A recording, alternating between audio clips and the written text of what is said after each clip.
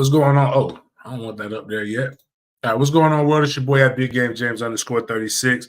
And post what do we call this shit? Post combine recap here with DIN Media Group here in Indianapolis. A lot of great things, a lot of a decent excitement. I would say last year was more exciting than this year, but right now we didn't have 12 guys at the combine for FSU this time last year. So a lot of good things for FSU. Also some pretty good things that happened for rivals as well. I have some feedback for quite a few other people. And if you would like, you have some questions about other people that you want to know about at the combine, please let me know. Hit me up. I would definitely love to engage with you guys and discuss with you about that. But many of you guys have known we've been here for the entire week. We got I'm trying to share this in a couple places first. If y'all don't mind, stall me out real quick. Combine. I'm seeing a lot of people are talking about shit. What's really crazy is a lot of people are going on spaces and having dialogues and discussions about the combine and what's going on when they could have brought their asses up here, man.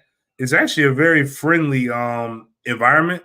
The access that most of us have, I mean, you wouldn't have been able to go to the media center and get like a sandwich or something and some coffee, but it was wide open. Shout out to a lot of parents came there. Shout out to Rob DeLoach. We're about to talk about his son here in a second. Had some really good, genuine, just genuine conversations with people and engagement.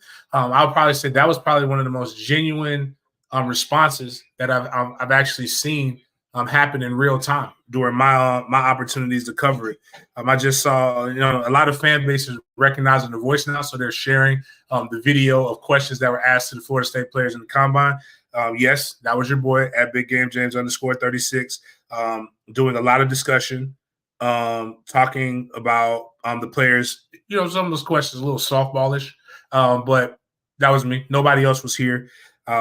A lot of the stuff that you've been getting is secondhand information when what we love to do is give you that firsthand info here with DIN Media Group. So, again, any questions that you guys happen to have, just let me know. We will try to get to those to the best of our ability, and we will break it down. Now, a lot of guys made a lot of money.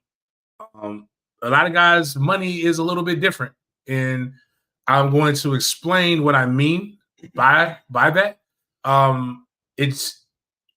It looks different than what it really is. And that one guy, I will say I was very did very good in the media interviews. Not so good in the not so good in his 40. Very good in everything else. But we'll start off with who I believe. Obviously Jared Verse and Braden Fiske did their thing. We'll talk about Jared Verse a little bit here. But the first person we're going to talk about is Nephew. And if you guys don't know who Nephew is Kalen DeLoach. And Kalen DeLoach went in and everybody talked about his size. What is Kalen DeLoach's size? Kalen DeLoach, is he going to be under 6 foot? Is he going to be under 200 pounds? What is his 40 time going to be? Is he going to be fast? One of the first things that I remember ever meeting Kalen DeLoach before he went to Florida State, he stopped. I had a training facility at the time where I trained a ton of Division I athletes. He stopped through. We did some tests. We did some things. And I told Rob, his father, I was like, one of the things that Kalen does a phenomenal job of is he has great first step quickness. He's extremely explosive. He's a guy that I believe is going to be okay on the collegiate level because what he can do is explode and accelerate to the next level. And those are things that he did. But what we want to do is we're going to talk a little bit and show a little bit of the interview, and then we're going to go and see what did they hold true to their word. That's one of the things that, I always want to know is this person a man of their word? What did they do? Did they ball out? What did D-Lo say? Do you have any sort of goals in mind? Just go out there and be my best. That's really my best. The goal I got set in mind, to go out there and put my best foot forward, and then whatever shows up, that's who I am. You guys had such an amazing season. What was the key for the team coming together so well and having such a That was shout out to Hayes Carline for 1010XL asking that question. Kalen DeLoach, he did just that. Did a damn good job. And that's not the film I was looking for. Here's the I was about to show. Damn, I did not want that up there. How do we get this? Show me the wrong one. That is not the one I want. Trying to show Kalen's 40s. Kalen ran a 4.4740, which was amazing, by the way. Skedaddling, skating, kind of set it on fire. What was funny is he ran the 4.47 after the white boy ran the 4.4. And got it to the point where people were just like, how the hell did this team not make it to the college football playoff? And that's really should be the question that remains on everybody, that still remains, because it really wasn't it wasn't right. It's not fair. We're gonna go to this. How do I get this thing right here?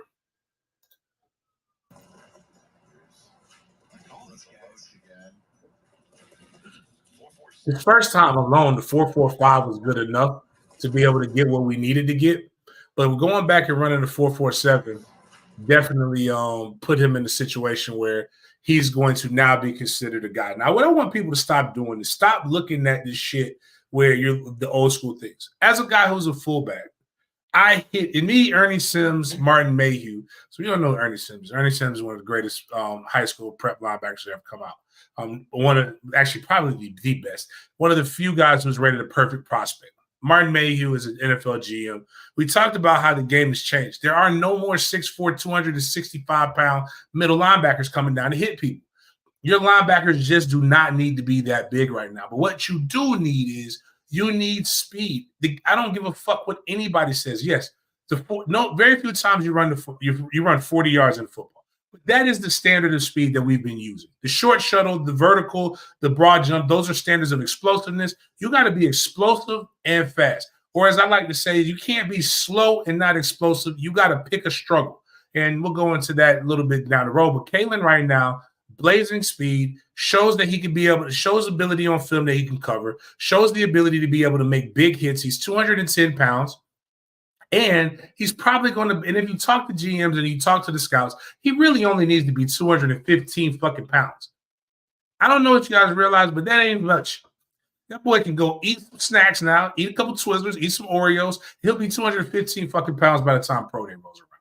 Doesn't need to run another 40. Go out there, do your drills, answer the questions, go watch the film, rest on my laurels. Kalen DeLoach made a shit ton of money on this. Again, one of the biggest things that goes all the way into social media ranks, and everybody likes to talk about this stuff, and you're trolling and blah, blah, blah, yakety schmackety.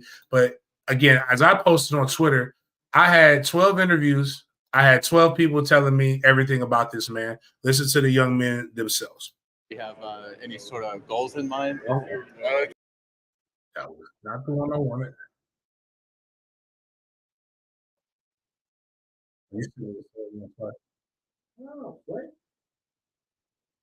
Mm-hmm. It's all good, but fuck the Mike clip. Love you, Mike. No disrespect to Mike, but here's the most important guy. We will talk about the most important guy, Big Rob. Hopefully, Rob's still listening. And hopefully, Rob's still listening because this was a great moment. It's going to change maybe the way some guys look at opt-outs. I mean, when a program like that in the future, in terms of whether they right, exactly. For the state for 5 years. The time I got there, this is the time I left. It made you see the experience. Like that's what makes you got to go through. Like just be loyal, trust who you do. So take advantage of all of it. A lot of young athletes from Savannah. Talk about him and how basically from Savannah. Talk about young athletes from and not just your life. He's been very good relationship with your pops. He's been very influential in not just your life, but a lot of young athletes from Savannah. Talk about him and how basically you made him Mr. Seminole. Yes, sir. So from the time I trained, we got a lot of guys from Savannah. We trained, the impact that he had from the youth, from the time from Little League all tonight. He's still working at the gym and doing it. Make sure guys stay focused on the goals. He kept me positive through the whole process. Because he done been through things like that. So just to have that mentor and that father, to stick you throughout the process and let you know what's good and what's not. Just to help you out in general as a man. Are you going through things?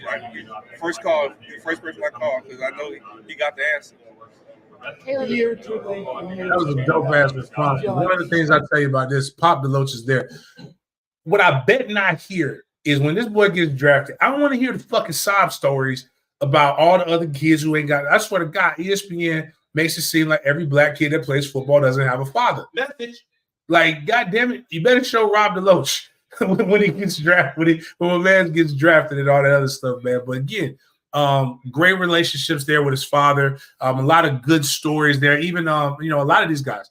Tatum Bethune, great relationship with his father. Jordan Travis, great relationship with his people. A lot of great people who were in the Seminole lore. Definitely fed into the fan base. We knew a lot of the different things that they were going to go through. But again, a great organic moment that I was able to have. And anybody who doesn't believe it, ask any of the people, was I being professional? Un poquito. But I'm definitely a favorite.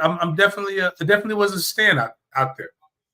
I didn't come. I like Jared Verse. That's my guy. Like Braden Fiske. Those are my guys. I came to see Kalen DeLoach run on the first day. Period. Point blank. End of story. Anybody who was around knows exactly what I did. Kalen ran a 4.55. Text Rob DeLoach, said, "Yo, nephew did good. If we can get him under 4, if we can get him just under 4.5, that's going to be great." Kalen runs a 4.47. That's all I needed to see. I'm out of here. We're gone. Whole entourage. We left the facility and we went on about our business. But again, another guy who earned his paycheck, earned his supper. A lot of people getting upset about this guy. And that's exciting whites. That's what we're going to do. We're going to do a segment here. Not today, probably Monday or Tuesday. Hopefully, because as soon as I get back, I got to travel again. But we're going to do a segment about exciting whites from the combine. Shout out to my Gator fans. Ricky Pearsall is an exciting white. McConkey is an exciting white. Brock Bowers, exciting white. Peyton Wilson, very exciting white. But the white that got it started, the Pilgrim from the Midwest, white chocolate, Bubba Sparks, or Bubba Fiske, as we call him, got it started, and this is what he had to say about his day at the combine. We're going to jump this a little bit. What was it like being coached by Odell? It was great. He's obviously 30-year legend there at Florida State. Everything he's able to bring to the table for me was great. It was better because he didn't treat me like a young guy. I mean, he understood my situation. I was a 6-year senior going in there, and he just treated me more just like a vet. He understood what I needed to work on. We still worked on a lot of technique things, but he still was able to bring me into practice every day and find something to get me better at. Braden, how get out of playing for a team that was so successful in the game you did this year? That was awesome because that was the first time in my career that I've been a part of it. Being able to get exposed to those type of that culture that Coach Bell established at Florida State. Just everything that came with it from really just the exposure in total and being able to play with that group of guys. There's a ton of talent. As there's 12 of us here right now, so just being a part of someone's talent. So we heard about what he talked about his development. Again, everybody talks about who developed who, blah blah blah, yakety schmackety. But here's something that is really good, and this is where we talk about who made money. There's a bunch of different independent things that people look at when it comes to draft evaluation. Some of it's BS, some of it's not. This relative athletic score lets you know about what your top athletes are. They also take a lot of the guys and they do comparison. One person tried to compare him to Aaron Donald. The other one compared him to Geno Atkins, which was probably a little bit more of a relative thing because they were really, really close in a lot of different aspects. But the big thing that got it set it off was him running a 4.78 in the 40. Now, a lot of arguments about the 40-yard dash, defensive lineman, offensive lineman, running the 40-yard dash. So I'm with you. But the 10-yard split, as you can see right now, that's up on the screen if you're listening to this. I probably won't put this on our SoundCloud because you don't need the podcast. There's too much visual aids that are going to be on here. A 10-yard split, 1.69 seconds. It's very fast. And why that's more relative is when you think about what he's going to do when he gets in the stance, the quarterback's going to snap the ball more than likely at 5 yards, basically at 5 yards. When they drop back, they're going to be at 7. So it's more likely you're going to have to do about 10 yards coming out of a three-point stance when you look at what you're going to be able to do to get to the quarterback. So getting there at 1.69 seconds is pretty good, especially when you think a quarterback wants to try to get rid of the ball in less than 3 seconds in the situation. So he's explosive. He's able to do what he needs to do with his hands. He's doing great. Now, when you look at this overall score, he's got a 9.92. Perfect score is 10. So he's damn near perfect from a relative athletic score based upon what the measurables that he did at the combine. Now, you take this, and this is what people don't get about the combine. The combine isn't just the T-shirt Olympics. It's about what do we see here in a neutral environment. That's everybody, all the 32 teams have agreed upon the standard of testing. Let's take this and go back and watch the film. Do you see, and then this is what you as a fan or you as a person need to go do. Do you see 1.69? Do you see 4.78? Like when you look at him, he's 9.88, almost out of 10. 9.55, 9.27, ranking extremely high across the board in all of those things. When you see this, do you see it on film? If you don't, go watch the Wake Forest film. Go watch the Louisville film. Go watch the Florida film. Go watch a couple. It's a lot more games that you can go watch, and you'll see it. And a lot of people are saying, hey, his arm length is 31, but Geno Atkins was 32. Aaron Donald's arms aren't that long. A lot of times I have long arms. Hell, I can scratch my kneecap standing up, but that doesn't necessarily mean if somebody gets up, you know who didn't have long arms? Mike Tyson. Mike Tyson in his prime, you know what he's going to do? Step into your box and knock your snot box out. You understand that? That's what football is. It's a violent thing. 6'4", 292. I think the kind of the scarier thing in this, and this can be kind of coached up, is that his weight is 200. He's under 300 pounds. You got to get him over. We got to get him in that 315 range so that you're not getting tossed around a little bit more. But again, overall explosiveness. Anytime, I always told kids when I was training, if you want to know if you're a D1 athlete, check these measurables. Can you jump over 30 inches in vertical? If you can't jump over 30 inches, you're probably not a Division I athlete. That's something that's relative to whether you're 300 pounds or you're 150 pounds. That is raw explosiveness. If you can do that, you are an elite athlete. Can you jump over 9 feet? He's 9 feet 9 inches. Maybe not 9 feet 9 inches. He's 9 feet 1 inch almost. But again, pretty good. Really good for 300 pounds, but not the greatest. But again, when I saw those numbers, I knew that 40 was going to be great. It doesn't always translate, but I want you to remember that if the vertical and the broad jump are certain numbers, we should be able to look to the right and be able to see it match up to the 10, the 20, and the 40.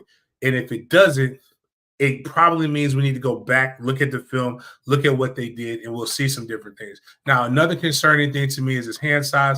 His hands aren't really that big. But, hey, it is what it is. And I think those are things that, and it's funny because a lot of this shit is petite people making critiques over large mammals. I always tell people, I sometimes think my hands are small, but then I realize my hands aren't really that bad. Why are you up, Corrupted Gumball? Take your butt to sleep. This is not a children's chat. For those who don't know, that's my jit. That's Trey Coleman. Keon ran a 4.63 today, so we'll get to that here in a second. I just gotta shout out my namesake. So we got Fiske. Again, Fiske did his thug dizzle. Shout out to Fiske. We're gonna play Jaheim Bell again. So Fiske had a day. We're gonna get diverse. We're gonna get to some other people, but I'll say this: Jaheim Bell had a day kind of similar to. I thought he was gonna break 4.5, but the confidence in this guy.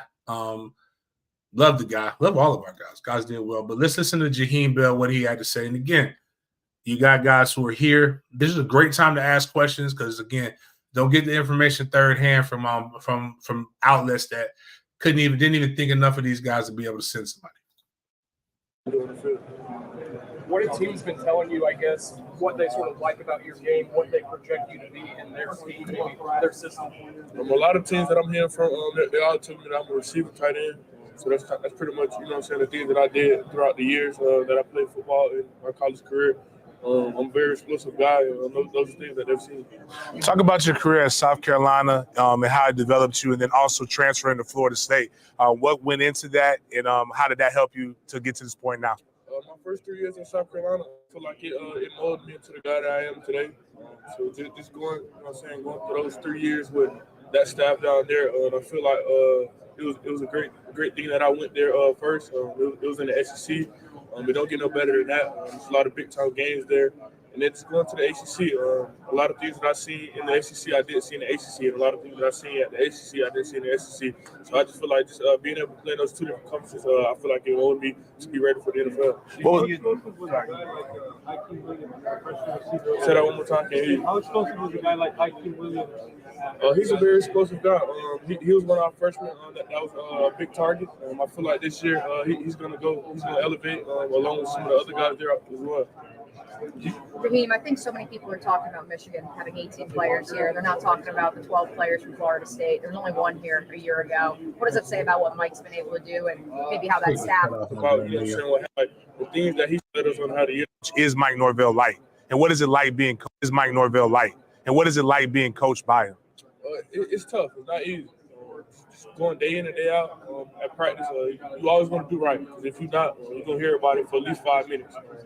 So you just want to do the right thing at all times. Just, you know what I'm saying? Just elevate every day. Just get better. That's all. That's what we live about every day, was get better. Tight end position has evolved. That formal or No, listen. What kind of tight end? So, 17, if I stay in Florida, there'll be a lot of family members there for me. Describe yourself as a tight end. Like, what is an NFL team getting with Jaheim Bell? They're getting a very explosive player. That's what I always tell them. A guy that loves football, a very explosive player. So speaking of Florida. So, let's see. Men lie, women lie. Numbers don't lie. So what is an NFL team getting with Jaheim Bell? Jaheim Bell, again, using that raw athletic score, 8.5 out of 10.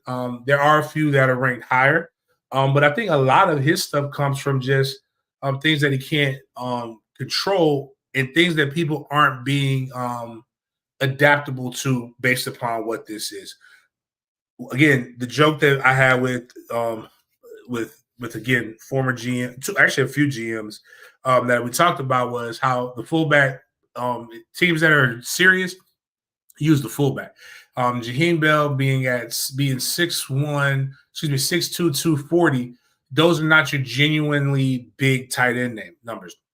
They want tight ends to be about 6'4" to 6'6", about 250 to 260. So he's a few inches shorter. He's a few pounds lighter. But what that makes him more like is more like Juice from the 49ers, the big fullback from the 49ers who's been really, really good, does it everything. He's a willing blocker. He's a great route runner. He runs the ball. He does special teams. He does a lot of different things. And I can see a team drafting Jaheim Bell in the middle rounds and that being what he's about. He's not a first-round guy. I think when I talked to Martin Mayhew, he said last year that he was probably a third round guy anyway. So he didn't even understand why he came back. He could have went and got his money. When we look at what he ran in the 40, I believe he had the third fastest 40-yard dash, 4.61. I personally thought he was going to get to that 4.5 range. I think he probably will go back and try to run the 40 again. But again, going back to what we talked about with Braden Fiske, everybody says, when will he run a 40? I agree with you. If he runs 40 yards in the game, it's a go route. Something really, really bad happened. But what he will do is run a shit ton of 10-yard routes. 1.58 is what he is. That is extremely fast. When you think about what tight ends need to do, or even if we put him in the backfield, he's going to run an angle route. He's going to run a flat route. He's going to be 5 yards back. He's going to try to go 2 yards deep. He's going to be able to get open and be a weapon. And once you put the ball in his hands, he becomes a running back. And he talked about playing running back as a youth. He talked about his mentality and the physicality. But again, what did I tell you guys? Again, educating you so that you can go and you can speak a little bit more intelligently. Do the numbers on the right match the numbers on the left? But what are the numbers on the left? He's got a 35-inch vertical. That is that is fire. That means he is not just, he can't just dunk. That means he is freaking the hoop at 6'2", 241 pounds. The best basketball players on campus are always the football players because we come in, we bang it. We playing 1980s, early 90s basketball. But he also had a 10-foot broad jump. Again, floating in the air, doing a really, really good job, very explosive. And what's crazy is, as good as his vertical is, there have been a lot of tight ends that have had better verticals. So that doesn't mean anything. His arm length is pretty good at 33. Size 10 hands, meaning he can palm a basketball, meaning he can do some really, really good things. I think Jaheim Bell will be doing stuff like that. Andre, I see your question right now. I was looking at the thing. Sheena did not run her 40. You got to go to her social media. I think she made some kind of excuse about it, but we're going to pick on Sheena a little bit on Monday's show. Primetime Matt, Trey has the most money in my family. And I have no idea why. This again, man, that's why I say MFTK, man. He going to want me to support him, but he ain't going to support his own father, which pays his bills, but that's all good. Jamal, we get into Johnny, but Jamal puts, I like Bell as a utility fullback / slot tight end. Reminds me of Debo. Yep, I like that. Debo Samuels. Again, San Francisco 49ers. I think an NFL team could create some unique packages. The NFL is a copycat league.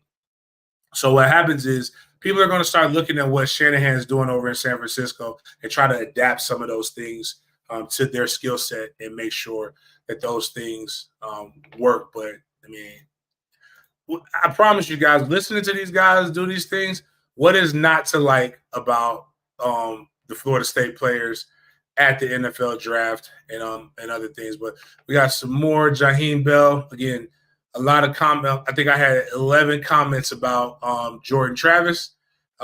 Jordan Travis did not talk about himself, but he definitely had enough other players discussing him and talking about him.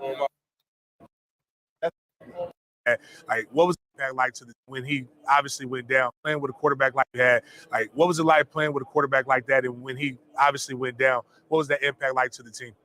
He was very impactful to the team. Just having a guy like Jordan, he has a great heart for the team. He was ready to sacrifice anything for us. When he went down, we knew we had to do it for him. That's why we came up with a finish for 13. That's what we did.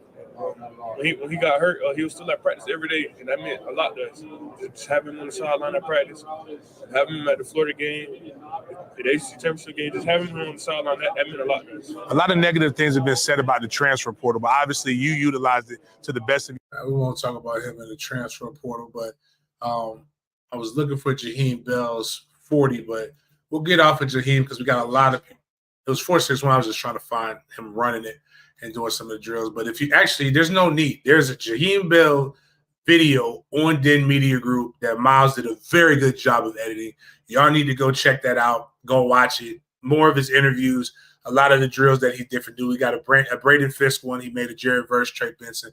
We'll have most of the players that came through there from the Florida State side very soon. A guy who just – if you don't like this guy right here, man, you don't like football. I can't wait to see where this guy gets drafted at.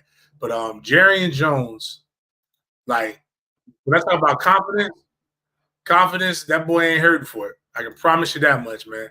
That boy is very, very confident, and I like it. And one thing that him and Nardo Green ain't gonna let you do is talk sideways about their coaches. So, but what we're going to do is listen to him first talk about himself in coverage and what it's like to be a DB. Like man zone, what's your strength that's going to help you acclimate at the NFL level? I'm a football player. I think if you watch, I think my numbers and man coverage obviously speak for themselves, but I don't think there's nothing in the secondary I can't play. I don't think there's literally a thing that I can't do. Like if you go week to week, one week I can line up in nickel, next week I can line up in corner, next week I can line up in safety. So, and I have the IQ to be able to put everyone in the right position. So I honestly don't feel like there's one thing I can't do. I see that everyone have a lot of questions, like the athleticism questions. And so, that's kind of crazy for me because, that's kind of one of the things I leaned on. Say, but I'm happy to answer those questions this week. What are some goals that you do have for this week? I'm gonna let y'all see them tomorrow. I'm gonna let y'all see them tomorrow. What were those practices like this year? You guys have Quickly show you all that he had that spectacular catch. Nah, it's crazy because this one, forget the catching. This one I knew he was gonna be raw. So we went and had a dinner at Coach Norvell's house. And so we were eating, had the whole team over. And so our first time seeing him, he got like a muscle shirt on, some jeans, and some Jordans. He pulled up to Coach's house. He like, hey, look, we playing basketball. He like, hey, let me see the basketball. First thing he do, throw out the backboard between his legs, windmill. I was like, yeah, we got something. That was the first moment I knew we had something. What did you think when you saw that one-handed? See, it's so crazy. I've seen way crazier stuff than that in practice. So like when he did that, we were like it was like pretty regular for us. We done seen some crazy stuff that happened in practice. So again, we talk about the 40-yard dash and stuff, and we'll get to Keon in a second. But listen to what he talked about his first meeting at Keon. I don't give a damn what nobody say. It's tough to dunk a basketball. If a lot of people talk shit, and what's crazy is a lot of y'all talk shit, and y'all ain't never had to do nothing. You ain't never had to go do it. Imagine, this is what the combine is. Imagine doing the most important job interview you've ever had to do in your skivvies, in your draws, in a tight-ass shirt. And, you know, you can't eat your Oreos. You got to have a strict diet. You got to be able to prove for about 6 to 8 weeks that you can do whatever it is, whatever it takes to be able to go out there and win and show that you're the best. And now you see this guy in a comfortable situation. He said, threw it off the backboard, tomahawk, slam, 360, whatever the fuck between his legs, jam. Like, that's crazy. The amount of hang time. You see the catches. And he even says, everybody says that there's freakier things that they've seen Keon Coleman do in practice. But we'll talk about Keon. And I don't want this to be a Keon Coleman apology tour here. But I'm going to tell you the truth about everybody. But at the same time, I draft that guy. I definitely think Jarrian Thomas is going to be, if not the best corner in college football next year. I definitely think he is up for that next step, So this offseason is going to be big for him, and him just taking the next step. Can you talk about Surtain's development with the DB room? I know you guys were already good last year, but Surtain kind of took you guys to another level. Turnovers increased. Obviously, you did your thing, man coverage. Can you talk about what Surtain was able to do to that DB room? I think Coach Surtain was probably the best thing that happened to Florida State last year. He was able to let us just see the game from a different perspective. He's done it at the highest of levels. His son is doing it at the highest level. So he's just able to give us that feedback and just let us know how we need to attack the day, how we should prepare, stuff like that. So again, another guy there, another reason to believe if he played, we would probably be doing different. So again, using the relative athletic score, the RAS, which I think gives us a good thing. And again, now that you guys in the class can understand, does what's on the right match what's on the left? So again, you guys can go speak intelligently about the different things that are going on. So what are the knocks on him? They're good, but not great. He's 5'11", 190 pounds. So he's not the biggest. They more so would like you to be 6 foot to 6'1", over 200 pounds. His hand size is pretty small for a football player. You would like it to be 9 to 10, arm length 30. You would like to basically. I'll tell you what they want. They want prototype. And if you remember last year, we talked about the prototype. That was our guy, Antonio Cromartie. But where can you make up for the lack of height and some of these different things? You make up for it in your vertical, 39.5-inch vertical. That is fucking elite. 10 over the 10-foot broad jump. I'm basically 10 foot, 10-9 in the broad jump. Again, elite. What does that mean? He's overly explosive. So let's come over here to the right. What do we see? 4.38 when he ran that in the 40-yard dash. That puts him in the elite. That puts him sub 4.4. That means he can. Now you see why we play man coverage at Florida State. He can run with anybody. When you see the 2.55 in the split, 1.52, that means he's very, very fast.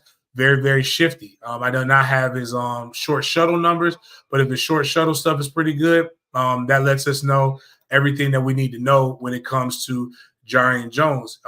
Again, if you didn't hear the confidence, you need a DB with the confidence. But again, the thing that I love the most about the combine this year was I did 12 interviews. I had 12 different people tell me about about White Mike. His brain and talk to him. A good bit for sure. What was it like playing for Mike Norvell? I can't. I don't even think words can describe what that guy mean to me and he's as advertised for real.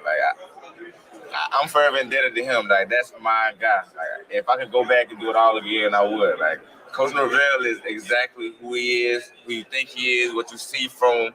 Here's that guy, and he made me a man. I can definitely say he promoted that growth, and he took me through things I never thought I'd be able to go through and come out of. So, you know, he really let me just know who I am and prepare me for this. Like, a lot of people ask me, was these fucking coach? Oh, he wasn't done? Oh, I apologize. My producer said I'm not done. He helped you through. When I came from Mississippi State, you know, I always thought highly of myself. But in a sense, you can say it was kind of like, I wouldn't say fake confidence, but there was a lot more I needed to go through to become as mentally and physically tough as I am. And so I know he kind of broke it down to build me up. You know, we'll get in arguments all the time about certain stuff. Like, you know what I'm saying? 'Cause I feel strongly, as you can tell, I'm passionate about a lot of stuff. So that he is too, you know. So we kind of bump heads a lot. But he let me see a lot. He let me understand a lot. Man, that's good. For anybody who's still on the fence about White Mike got it going. And again, every player from Florida State had the same thing. But a lot of people don't know this. And again, it's easier said than done. What does Florida State mean to a guy like Jarrian Jones? Honestly, they changed my life, you know. So, I mean, if I could get a tattoo all over my body, I would. You know, if I could just walk around with just Florida State, you could just see it on me, I would, honestly. But, man, Florida State is my life, for real. Like, I'm indebted to Florida State. One of the things I promise, I might ask Mike this straight up. I think Mike told Nardo and Jarrian, don't worry about it, man. Get healthy, focus on the combine, man. Those boys said they were going to play. Those boys wanted to play. You can't fool me. I'm going to go with that narrative because I think Mike really does care about these boys and wanted them to have the best results and be the best players that they could possibly be. Angelo, I would love to see him in Duval. I think he would be great with the scheme that the Jaguars run. I think he would be fine. DJ, that's not. He didn't know. No, he didn't talk about Jarrian. Philly wasn't when who we were talking to. They weren't. It was. He didn't mention Jerry and Renardo, right? He did. He did. Okay, I thought that. I mean, Philly, DJ Fur. You know, shout out to that. We did talk to Philly a little bit. Can't tell you who, but we did have a little bit of a discussion. But Jarrian was definitely high on a lot of people's list when it came to stuff with Florida State. We got any other stuff, or that was just how you said? Yeah. It's coming right now. Oh, okay.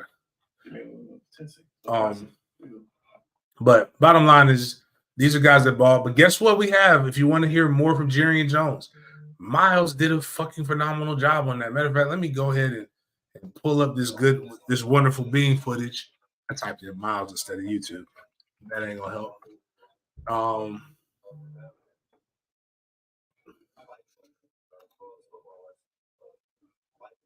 Miles has been cooking. If you go, am I sharing this? Yep, good. If you go on Den Media Group, Miles, we have the full Fabian Lovett interview. We got Braden Fiske, our breakdown of Braden Fiske. We got Jared versus. We got just raw footage of Jared versus Combines. We have Jared versus edit. We got Trey Benson's edit. We got Jarrian Jones and Jaheim Bell showing out. We have more guys coming up. We got a little bit of stuff with Keon Coleman as well. Again, stuff that you can't get anywhere else. Milo's been out here getting after it, working his ass off while in between doing stuff. So now we're going to go to the big and tall section of the skill of the department with Florida State. You've got Johnny Wilson, who I've been trying to figure out what Johnny Wilson looks like. Johnny Wilson's throwing me off a little bit. It's a meme of Michael Jackson with no makeup. That's one thing. I think if you used AI to create a simulation of a created player from NCAA or Madden, like you know how when you used to play, you would make the wide receiver stupid tall, kind of fast, big radius. Like I think this is what would come of it, and like his voice is mad deep for him to be Simpson complexion. But this is our guy talking about Jordan Travis. I mean, it started off just, just spending time with my friends. I was a kid, I really wasn't allowed to have company over ever. So football started, just gave me opportunity, to be with my friends and just have fun with them. And that's where it started, just having fun. So. Describe Mike Norvell as a man and a coach. What does he mean to you? Coach Norvell, he's taught me a lot of life lessons, as well as football lessons. And, I look at Coach Norvell, like he's like a huge role model in my life. Hadn't, had like a male figure like that, for a lot of time in my life. And, just getting all the, words of wisdom and, hearing, him prep us for games and stuff. And, just talking to him one-on-one just as a person, he's always there for the player. And, he cares about each and every one of us, even after we leave there. So, you talk about those big runs. What is Trey Benson going to bring to an NFL team as a running back? One of the things I didn't like at the combine was like them asking the same silly ass question, like as this team talk. That's Trey Benson. You hear me?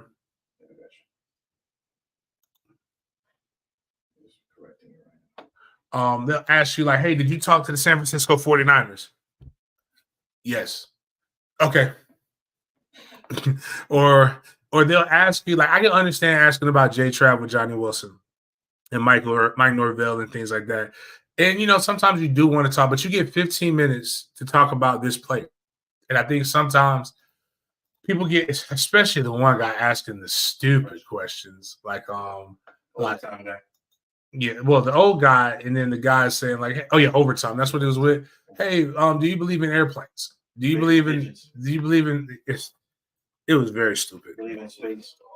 Oh, I could go to Johnny Wilson off of my own thing, but Johnny Wilson again is a guy that I believe made some money because when Keon ran his 40 time, nobody believed that Keon was going to run slower than Johnny Wilson, and that was the wild thing. But like my man really just knocked it out the park. And what he said he was going to do, he said he was going to run a 4.4. He did not. He didn't do that, but he didn't do bad. He did run this though. We have the video again because unlike everybody else, we were actually there. So, but here's this. Very long. Not bad. Did a decent job. All right. I love watching people run the 40s and critiquing them. That first step could have probably been a little bit longer. But again, once he gets out and them legs get going, also somebody should have told him to control his arms. His arms going all over the place. Not the greatest look, but he'll be fine. I personally think he did a great. He did a good enough job to be able to show where it was at. I got the other 40 though that I do want to show. Hold on.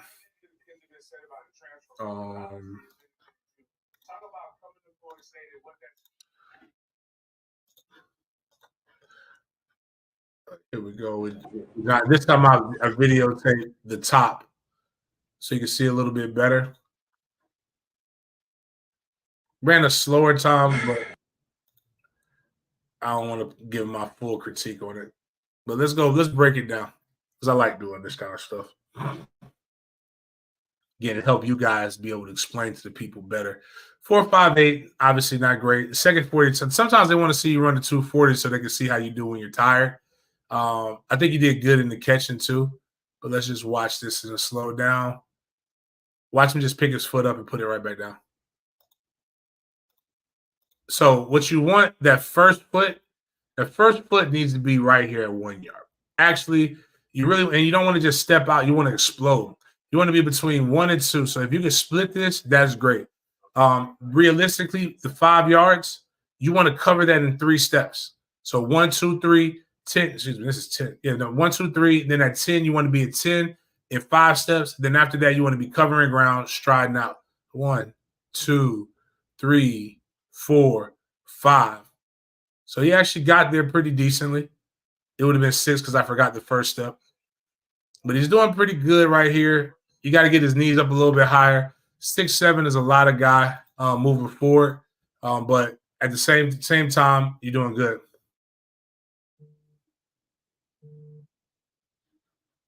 Oh, my guy said he heard me snap at one of those videos. I love doing that shit. I love talking sprint mechanics. That's my passion.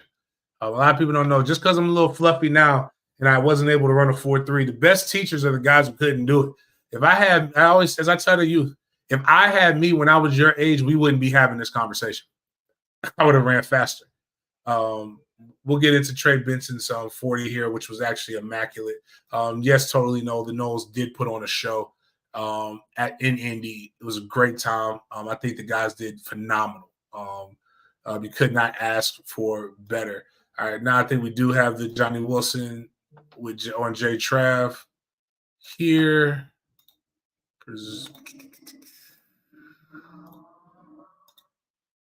All right, let's try this a certain time for a second.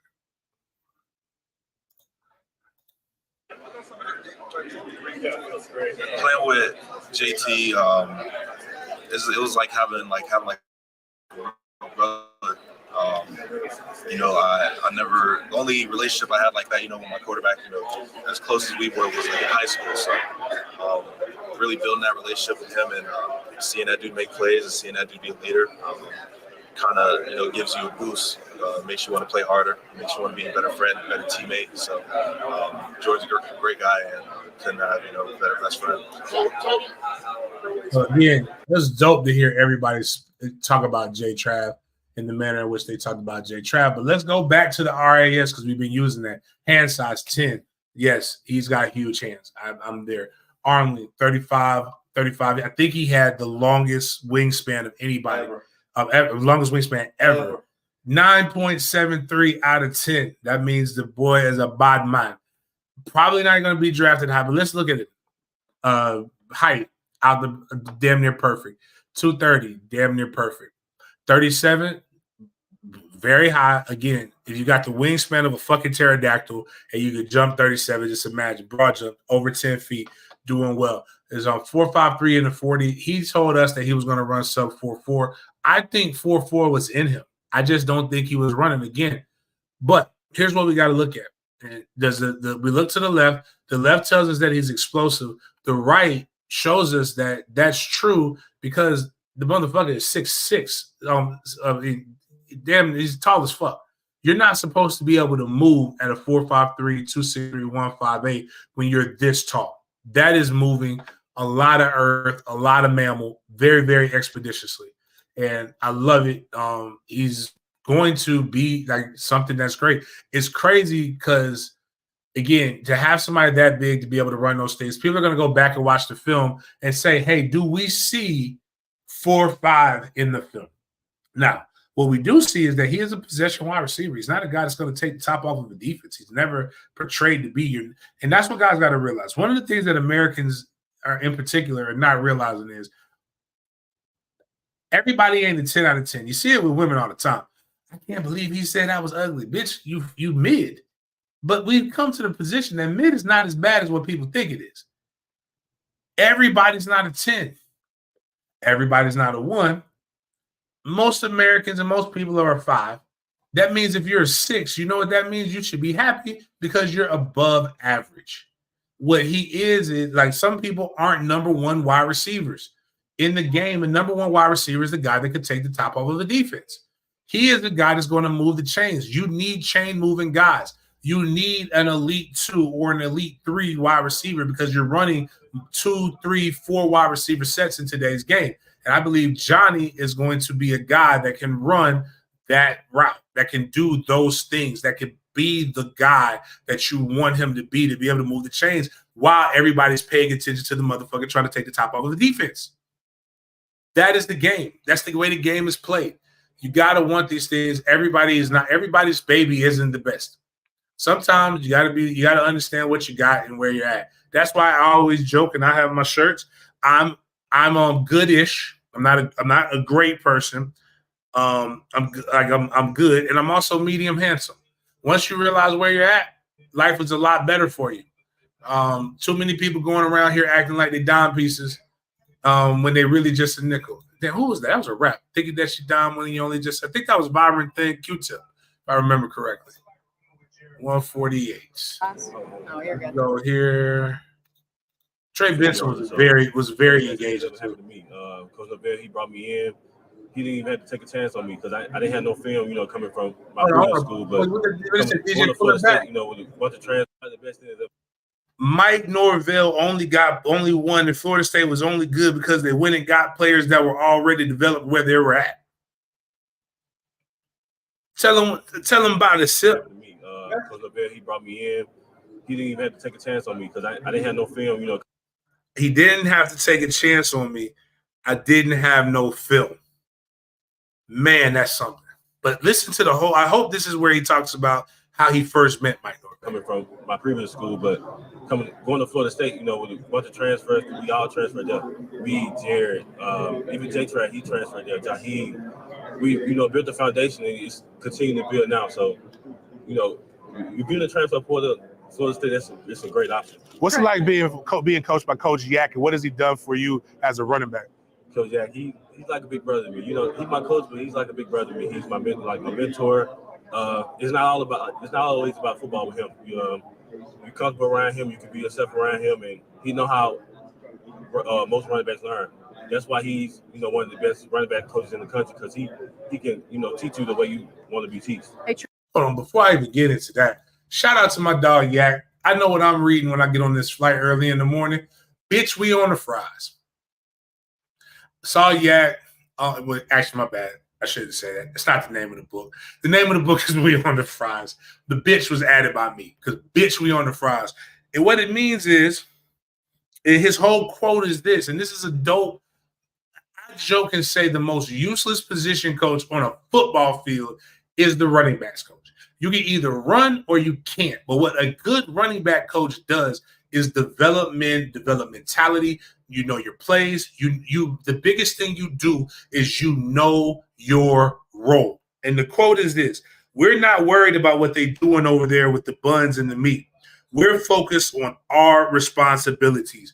We on the fries. And that's where he got the phrase that he literally comes in. If you ask any of these running backs, they are worried about what they got to do. They're not worried about everybody else. They're worried about them. Actually, damn near sounded like I sounded like I was in the NOLA or something like that. But again, just a guy who's poured into those guys, done a really good job. Trey Benson, again, a guy who made some money.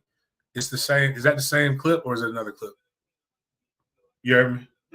So I can use the same video or same video. Okay. Oh, my bad. We just talked about that. My bad. That's him talking about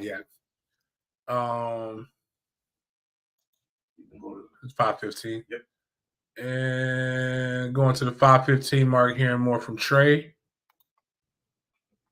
With a guy like Jared Verse. Is it ever quiet in your house? He was roommates with Jared Verse. Yeah, he never quiet. He always talk, but Jared, he's my best friend too, but we always, together. If he get up before me, he wake me up and we'll go work out, He made my work ethic way better though. So up to Jared, that's my dog, man. He'll always be my dog. I just seen him like 10 minutes ago in the hallway. We was arguing then. So, but yeah, once I seen him, I ain't seen him since like December. And when he seen me though, he kind of tapped my shoulder behind me. He tried to pick me up, trying to look with me in front of everybody. But that's my dog though. I love him. Trey, what part of your game do you think Florida State's scheme was best at displaying? And conversely, is there a part of your game that you don't think you got to showcase as much in college, but you can bring to an NFL team? Florida State did a good job of, giving me an open space.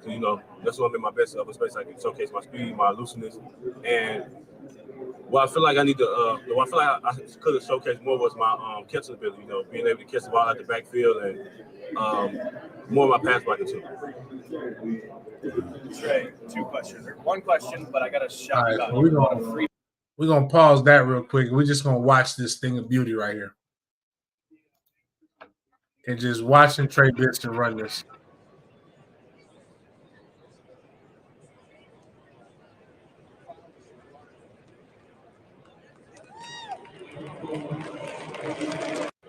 And we're going to go back. We're going to slow this down, too. I want to critique this.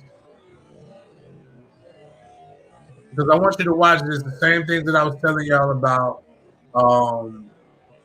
Johnny, watch Trey's first step. This lets me know Trey could have ran a lower 4.3. I don't think he could have got 4.2, but he definitely could have ran a lower 4.3. But watch that first step.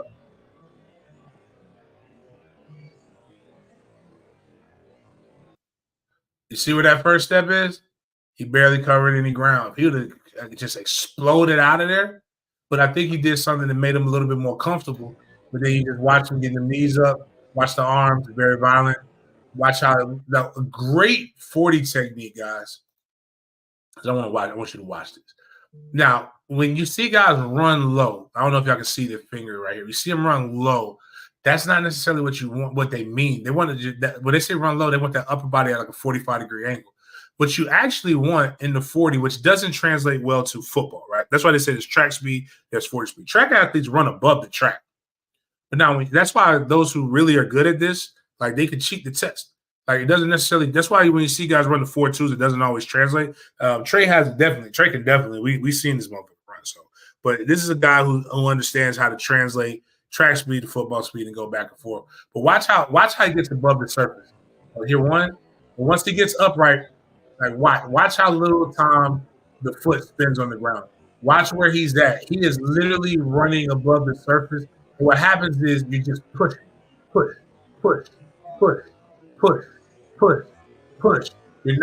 You're not going in, and you're not keeping the foot on the ground too long.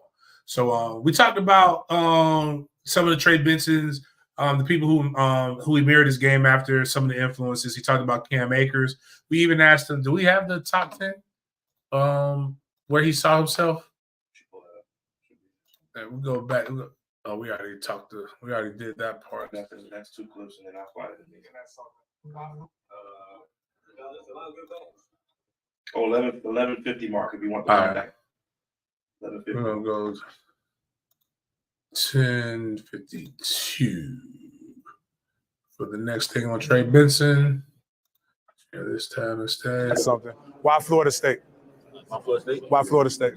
You can't go wrong with Florida State. You know, just that logo. That logo just give me the chills. You know, I'm so happy I picked that school. It's just great vibes, all great vibes, good weather, good food, and great people. Just surrounded by great people all times. This is our benefit, but what are all the teams? One thing I like about Trey did. Somebody already asked. There's so many. Earlier, I think it was that guy who had to say apologies. A few of those that you know with in particular? The Ravens, the Colts, the Bears, the Cowboys, Texas, Rams, and a couple more. You be with Rams? Yes, I did. Yes. I hate when they do that. For those who don't know, an informal meeting is nothing more than speed dating. Like it's basically they sit you down 15 minutes, every team gets to go around. When you have that formal interview, it's like, you know, they get you in a room, they either feed you, they do a whole bunch of other different stuff. The informal meetings are bullshit. Oh, what would you rank yourself as at the top backs in Florida State history? There's a lot of good backs. I'm gonna put Dalvin in first. Dalvin. I like Greg Jones. And him and Cam Akers. Really, I can't rank them. I just name, you know, this is a lot of good backs. Where would you put yourself in that ranking? Top 10? I'm gonna go top 10. Top 10, fair. I'm gonna go top 10, top 7, top 10, something like that. Fair. I ain't hating on it, but he a youngster. He don't know. He don't know Sammy Smith. He don't know a lot of the guys that came before him, but he's a really good back. Again, we saw the numbers that he ran in terms of the 40. Let's go look at. We have his rank. We have that RAS score. Let me go find it. Oh, I did Johnny Wilson's RAS score, right? Yeah, we already did that. Yeah, we got Trey Benson's RAS score. I think this is wild that they have his vertical rank so low. But again, jumped over 30. So we know he's explosive. Broad jumps over 10. We know he's explosive. Good height. He measured in right at 6 feet. 216. Everybody thought he was going to be about 220. Most backs right now are around that 200 range, so he might be a little heavier than what they want. 31.5-inch arms, arm length. That was a little bit longer than I thought. 9.25, which explains. Funny story. One of his interviews, he talked about how he had never had a fumble, and that's one of the narratives that's been going around. But they actually found one of the teams actually said you're wrong. You do have one fumble, and he was just like, I ain't never fumbled. He muffed a kick on a kickoff return, and that counted as he picked it up. They didn't, but it counts as a fumble against you. 1.5 10-yard split, amazing. 2.56, amazing. 4.39, really, really good. Good stuff by a really, really good back like that. Again, all guys extremely complimentary of Florida State and what they were going through. Do we got the Keon stuff or where we at? Loading. Okay. So we talked about Trey's score. Keon and Johnny, the only guys we got left. We talked about Johnny. I mean, Keon and J Trap. Did we do Jerry Verse? Yeah, we did. We talked about Verse. Yeah, we talked. All right. So while we're looking for this Keon Coleman stuff, it's very wild about Keon because none of it makes sense. You can't tell me a guy who could do that only runs a 4.63. That's hard to believe, but you are what your numbers put down on the film, and that's what he did. But there's so much more to it. He was a 10.7 in the broad jump, 38-inch vertical. Just the numbers don't match what we saw of him. And that's what's confusing, is that everybody knows what kind of player he is. And we weren't able to see it in that. But watch this. This is what's baffling to me about Keon. And again, you test things so that you can know where you stand on it. So we'll watch this again.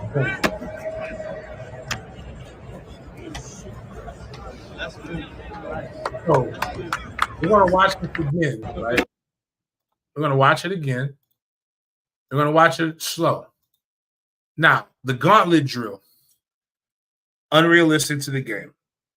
But they're throwing balls to you all over. The key is to stay on that straight line as much as possible, running as fast as possible. Watch how smooth the guy moves this slow. So caught. He had the least deviation on the line of anybody. He also got up to 20 miles per hour. He was one of the slowest times of the wide receivers in his group, but the fastest time when they actually did the fucking football-related drills. It's the equivalent. You know what Keon is? You know what? This motherfucker really might be my son. He might be my son, and I'm going to tell you this, because I yell at my fucking 10-year-old every day about this. This is a motherfucker that won't do his homework, but will pass tests. That's what Keon Coleman, that's what we just saw. We saw a guy who would not do his homework, failed to do his homework, but when you put him in the test, the motherfucker says, multiple choice, I got a chance. And I'm going to pass that. And that's what he did.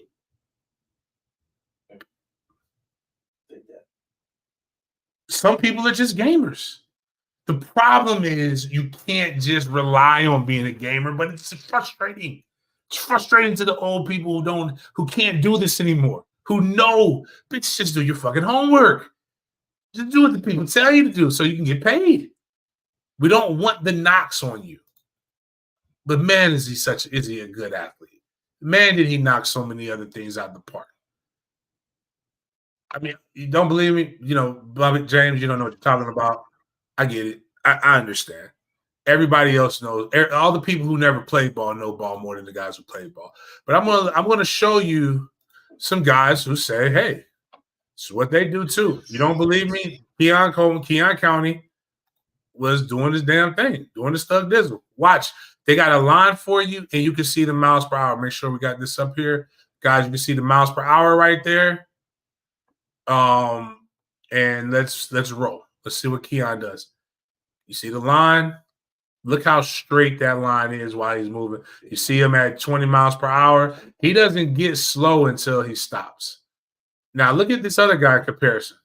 This guy's like a drunk driver. This guy's swerving in and out of lanes. But watch this. 20.8 top speed is crazy. And these quarterbacks sucked that were throwing him the ball. I'm telling you, it was one of the things that we all talked about was how stinky these guys were. You suck, JJ McCarthy.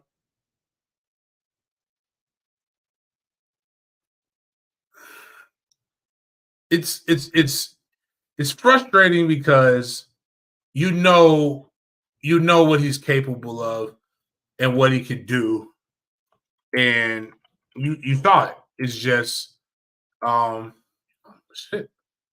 shit happens sometimes. Damn, this is even better next gen stats. Again, I'm gonna give you the nerd shit. We're gonna nerd out here because I'm gonna represent. He's gonna represent the last name. 40-yard dash, 15th in this group, last in this group, but still relatively fast. Slant, when they ran the slant, 3rd. Dagger, 4th. Go route. Lord have mercy. Lord have mercy. I'm just that I didn't even know. I didn't know that. It doesn't fucking make sense. He has the 15th in his group. The slowest time in the 40 in his group. The 40 and the go is the exact same fucking thing. Yeah. I like that shit. I need to get that clip. The 40 and the fucking I got it. We about to Next gen stats. Next gen stats. Bet. It's the NFL. Bet. Say less. Slot strike, boom, slant and go is basically same. It means there's only one motherfucker faster than him. I gotta tweet this as I'm doing this, y'all. Hey yo, what WTF? Man lie, numbers lie. I mean, women lie. Numbers don't lie. This man had the slowest 40, but the second fastest go. Make it make sense.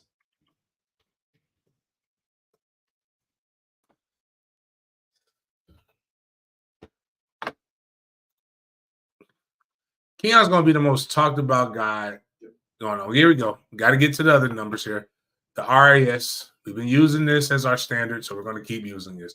Again, 9.1. Shit. Even with all of this, he's still ranked very, very high. Arm length, 32.1. Pretty good, pretty good hand size. 6'3". Obviously good measurables with his height and weight. Again, things that don't match, 38-inch vertical, high enough vertical, far enough broad jump.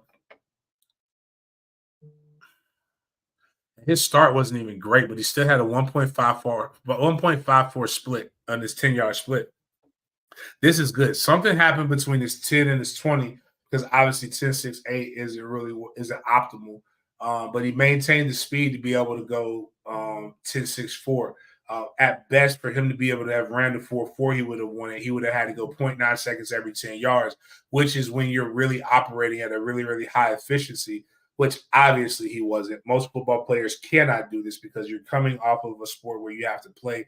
Your body's banged up. You're not a track athlete. But that 1.54 10-yard split tells us everything that we need to know. That's top acceleration. He's doing very, very good. And that means when you look at him run his routes, it makes more sense. It's really when I'm talking to young wide receivers, what do I need to work on? I'm like, you need to just be really, really good with your 10-yard split. Work on your 10s. Keep working like that. Keep working like that. I mean, it's also your 3-point stance. This is another thing too. This is what I don't really understand with the test is why are they coming out of a 3-point stance? Nobody's coming out of a 3-point stance outside of offensive linemen and defensive linemen. Defensive linemen are the only, to be honest with you, defensive linemen are the only people on the field that come out of something that is closely similar to a 40 stance. Everybody else is in a 2-point stance. They should make you run the 40 in your position stance. Obviously, he trained for the 40. The same things I talked about James Williams. Same thing about Cam Kitchens, and they ran their 4.65 40s. These guys did train. Obviously, that was not the optimal number that they wanted to get after they spent tens of thousands of dollars on training, really upwards in the $50,000 to $60,000 range because that stuff gets pretty expensive. But he did well on everything else. He just did not do well on the 40. Does somebody ask? Normally, I don't take these questions on Twitter because I need you to watch on YouTube. I just put it on Twitter so that you guys can notice that we have something and come on the YouTube. Shout out to Andre. Does that mean he's lazy to do homework like Mike Vick? Will he study film? I don't think that him running a 40 has anything to do with him being lazy. I just think Keon is Keon. He's a different bird. He's not. That doesn't make him a bad kid. That doesn't make him a good kid. I don't really know what that makes him. Do we have the Keon? We have any of that video? Still on. All right. I have to wait for it. Yeah, we might have to wait for it. We may need to do a whole special episode on Keon. J. Trav and Keon. Yeah, on J. Trav and Keon. Now you did Jaheim. You did Jarrian. Johnny Will, Trey. Do we have those jokers? Do we have the fat ass, badass kid, Leonard Taylor? Do we have? Well, maybe I'll come back and do some of those guys another time. You asked for, you got. Give me some. Lord have mercy. That shit was abysmal. It's like his performance. Anybody? He has football speed, not track speed. I mean, yeah. He's got speed is speed. Again, that's why you measure the explosiveness as well. But it's still, no matter what, it's still fucking disappointing. I mean, and that's one thing I was telling one guy, like, there's nothing wrong with being disappointed and guys not doing what you thought they were going to do. Like, everybody put on a show at Florida State. It's okay to be like, yo, I thought he was going to do better. And that's what we all thought. Players fuck up. Shit happens. There's no reason to to be like, yo, I don't think, I think you're just hating. It's not the truth. He just didn't do what we all thought he was going to do. And that happens.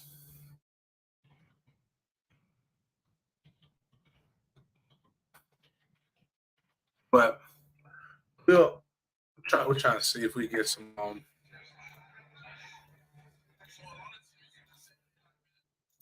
some clips here of Leonard Taylor from my Miami fans. Again, a lot of stuff, a lot of speculation, a lot of talk about Leonard and what was going on and things of that nature. And maybe he still will be. One of the arguments that I'm seeing more and more from people that's really aggravating and annoying as fuck, he's still going to go to the NFL. You're going to still be this. Man, shut the fuck up. You are too. You ain't going to the NFL.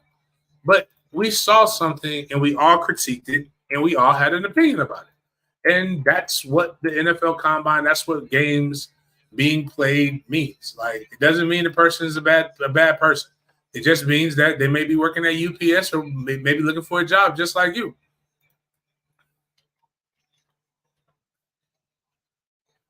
But Leonard Taylor, I personally don't think he had the greatest of days. I don't think James Williams had the greatest of days. I don't think Cam Kitchens had the greatest of days. I think that they'll be fine.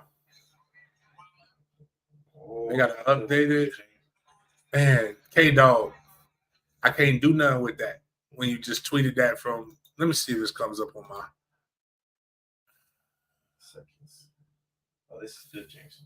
What, this is great. This is fantastic.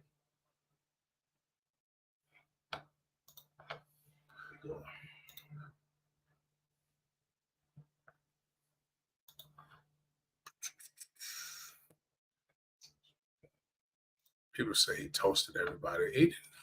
I don't want us lying now. He wasn't toasting people now. He was good. Now let's not get carried away with our defensive people. I don't want us sounding like Miami fans and shit. All right, check your email, buddy. All right, let's see here. Sorry about that, guys. We're gonna wrap up here in a second because it's getting late, and I want to keep showing me. Here we go. All right, let's see here. Let's just again, don't jump me because I know how you guys like to tussle and shit. You Miami fans, but nobody. We don't want no problems. Nobody forced him to say this shit. This is the confidence. But before we get into this is when you're supposed to be in the best shape of your life. This is why I said he looks like a badass fat kid. Not in a bad way, but just he looks. He's got the baby face. He doesn't have the developed chest. He got a little fluff here in the midsection, which is not a problem. I got it, but I'm a man. I'm 40, so it's a little bit different. When I went to Indy, I didn't look like that. I looked sexy. I looked finer than a motherfucker. I know how I trapped my daughter's mother and my boy's mother. I ain't even gonna hold you. If I was them, I'd be with me too. I was finer than a motherfucker back in them days. But look, wow, his day.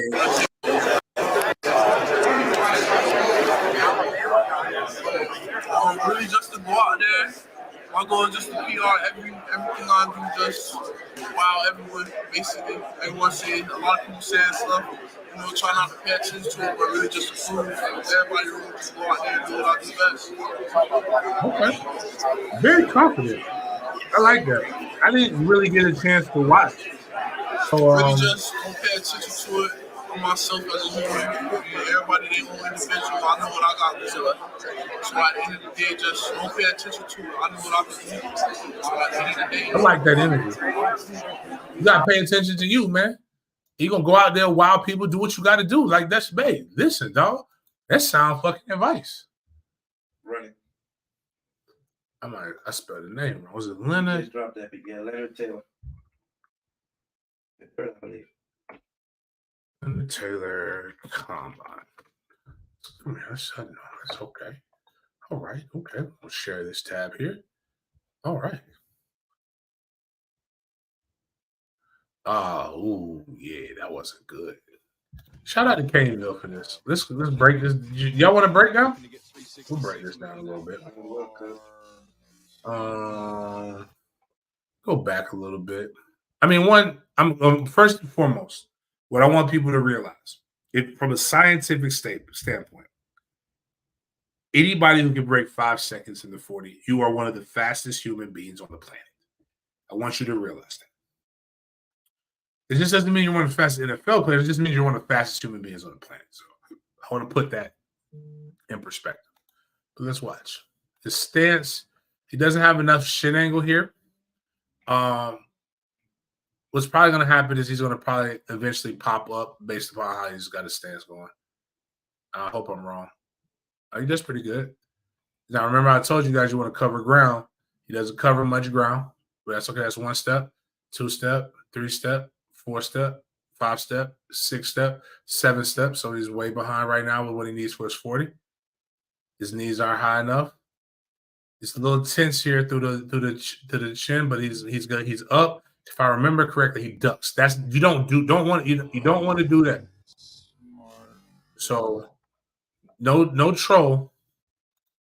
Kids watching at home or parents, you don't want to go from when you're in an upright position, you're upright all the way through it. You don't want to duck your head. That doesn't help you.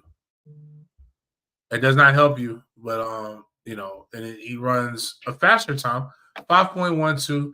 What was Leonard Taylor's weight? I'm curious what his weight was. He slimmed down for this event. Oh.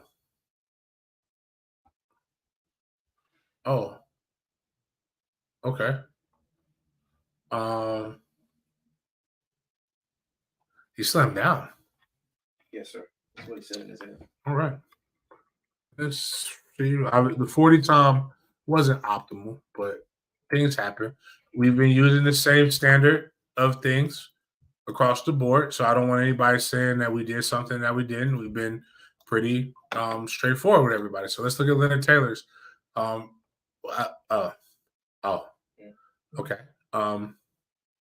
Vertical's good. So the vertical's 30 inches. That's impressive. It's 303 pounds. He's 6'3". Size 9 hands, decent hands. Arm length, pretty good. It's 40, 20, 10. None of those are good out of skill, but he's above average. So average would be 5, I'm assuming, out of 10. He's at 6.31. Those are positives, right?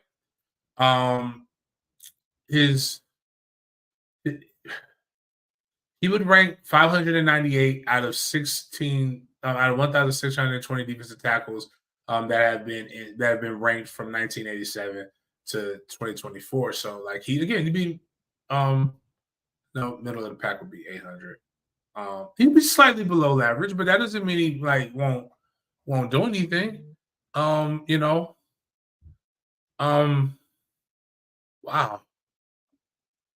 Yeah. Jeez.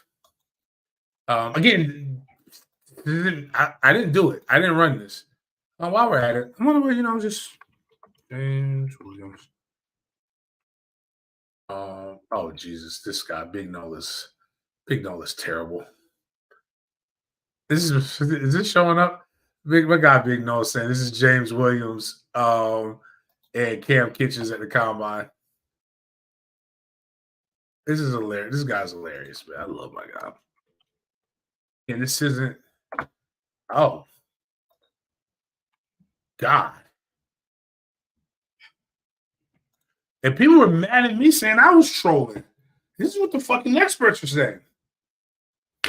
5-star number 1 safety out of the country. I like it, Jack. I was really hoping this was going to look better than that. But RAS. Good hand size, good arm length, good height, good weight. I'm gonna keep it a full beam. If you were a linebacker, these numbers would be different. His vertical is not good enough. It's decent, but it should have his broad needs to be a little bit better.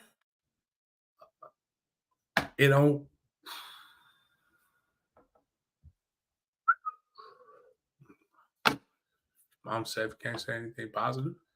Don't say anything. We're not gonna save this. We're gonna put this in the bookmarks for safekeeping. Maybe talk about this at another time. Maybe just boop right there. Just I don't want people getting mad. I keep putting 226 like we ain't in a whole nother month right now. Cam Kitchens has got to be better, right? What a size. I know you walked by him. You think about that? Cam Kitchens is little petite. Did I spell it? Is it KAM or is it Cam with a K? Oh, it is Cam with a K. Okay. Yeah, they got all kinds of other shit. Did I spell his name wrong? Kitchens, not Kitchens. Oh, it's not Kitchens. It's Ken. Oh, my bad. Maybe I was predict. How do you spell that shit? Kinches. Oh, okay. Well, you make plays. People will spell your name right.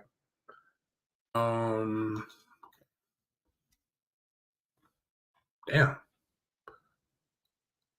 Okay. Cam Kitchens combine? Oh.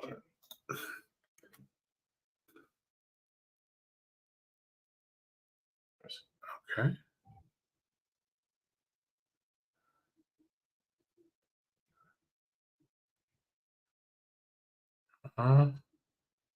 Okay. All right. Did they not give him? Is the score high enough to get an RAS?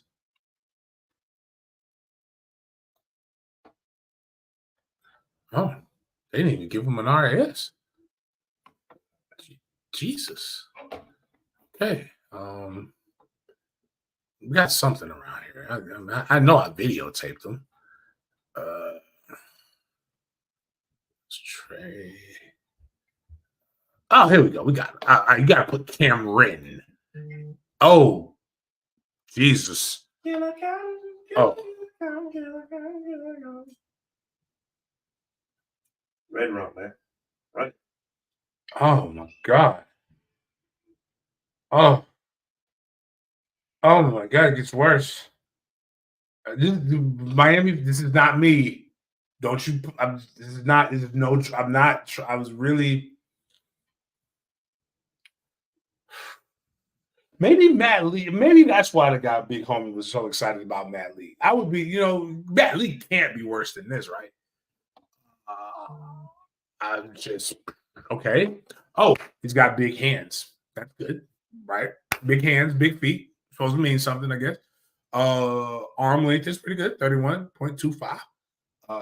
He's not very tall, 5'11". I could beg to differ. He is not 200 pounds.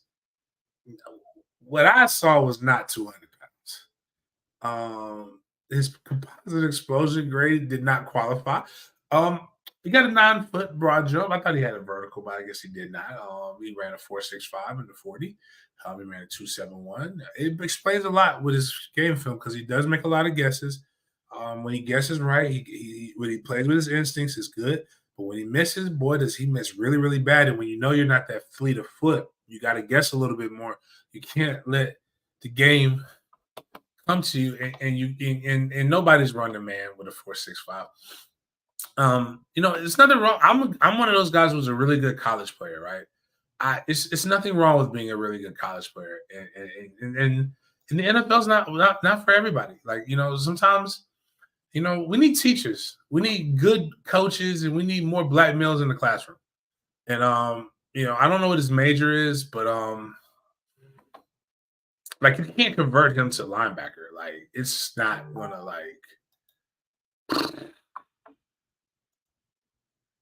Yeah, I got nothing. My guy says big game on Twitter. Big game. Terrell Suggs had a horrific 40. Did he? I don't remember Terrell Suggs. Also had the NCAA sack record. Yeah, Terrell Suggs. He ran a 4.89, if I'm not mistaken. Damn it, 20 years ago. NFL. And that was what I was telling somebody about Keon. They're like, Peter Ward. They said, he definitely went top. I still remember that. Holy shit. 484, 18 reps on the bench. Film didn't lie. That was 2003. And somebody brought up P-Dub. And I said, P-Dub ran on a basketball court after it rained.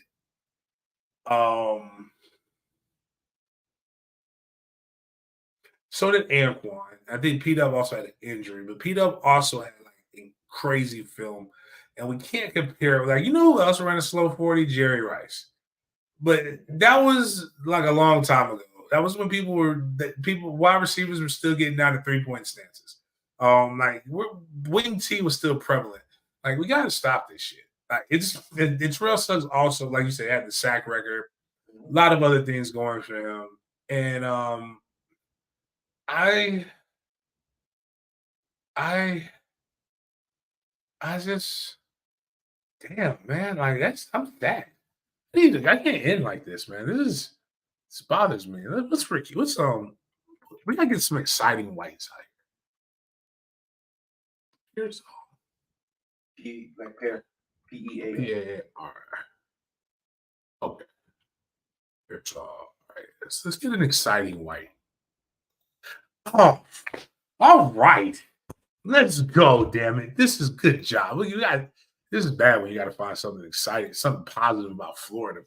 Measurables aren't great, but 6'1", 189 is not bad. That's pretty good. Arm length, pretty good. Hands, decent size. 4.41, 2.56 in the 20-yard split. 1.55 in the 10-yard split. 42-inch vertical.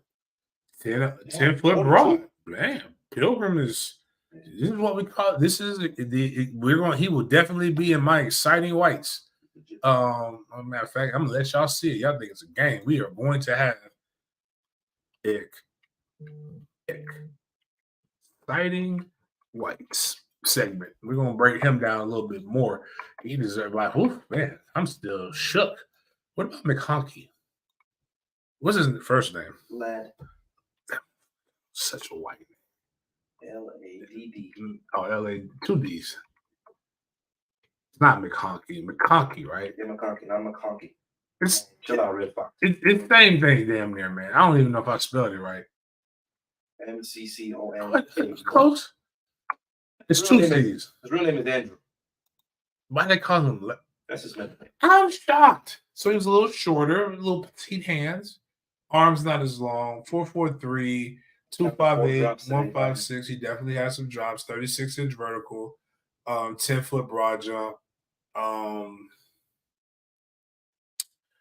Nah, not as exciting of a white as I thought it would be.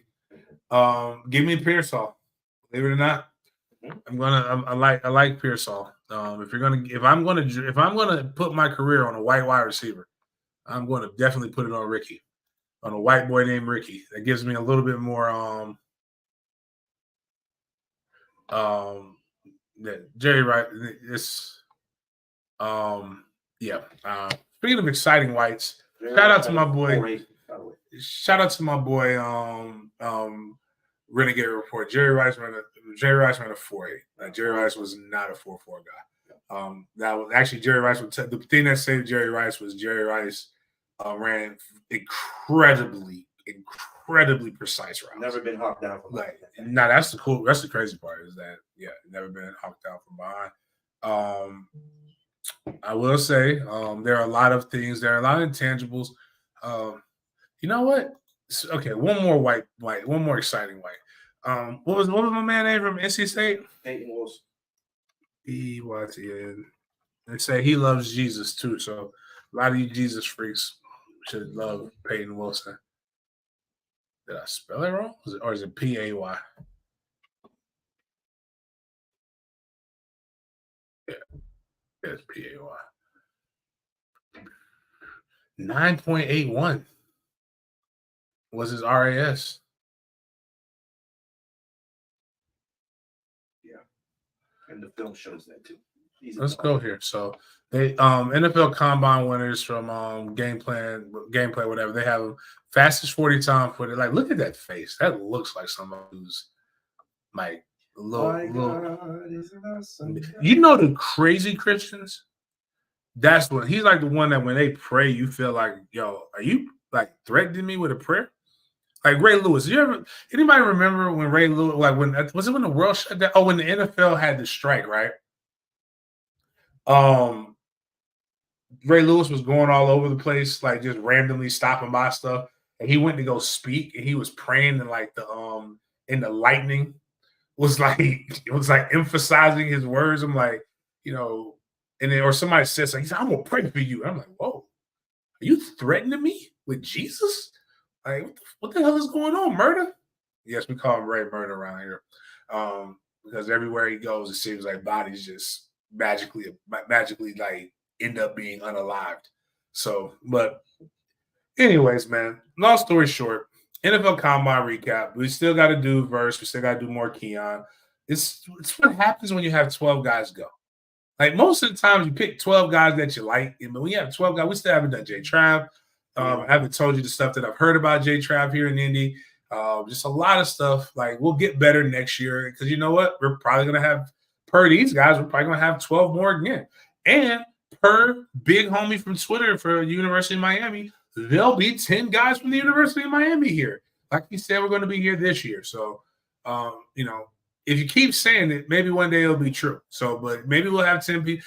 I would love a day for there be 10 Miami, 12 Florida State, somebody else. Keeps us busy. Hopefully some of you guys will continue to grow. Get my boy George up here. We'll get more content, get more of an understanding. But long story short, it was fun. My last night in Indy. I got to get ready to go get showered up. Probably try to find something to eat. Shit, I never even thought about. God damn, like, yo, them motherfuckers really like went out there.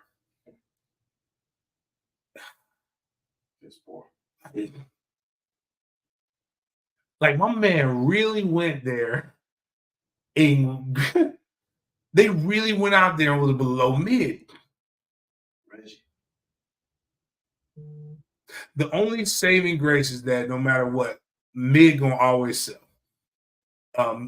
Somebody gotta buy it. I just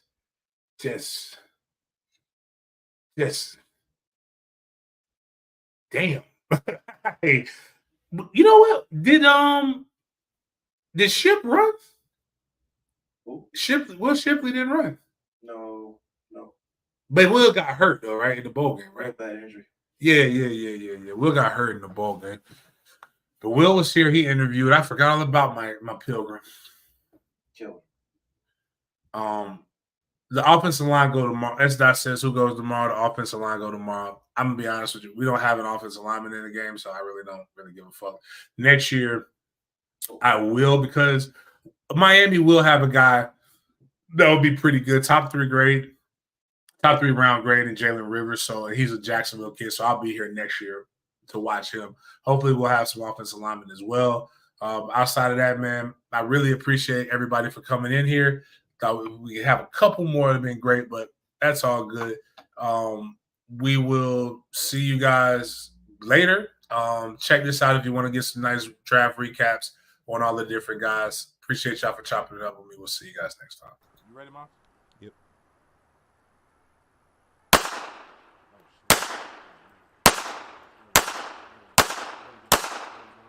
All right. Yeah, that's a completely different feel. I mean, our first one went there, and then I got lazy and then went over, but then